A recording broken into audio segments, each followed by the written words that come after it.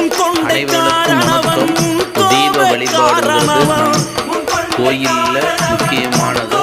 அந்த தீப வழிபாட்டில் தேங்காய் விளக்கேற்றுவது, பூசணிக்காயில் விளக்கேற்றுவது, அதுக்கடுத்தது எலுமிச்சை பழத்தில் விளக்கு ஏற்றுவது, மண் விளக்கு ஏற்றுவது நம் குடும்பத்திற்கு மிகப்பெரிய நல்லதை ஏற்படுத்தி கொடுக்கும்.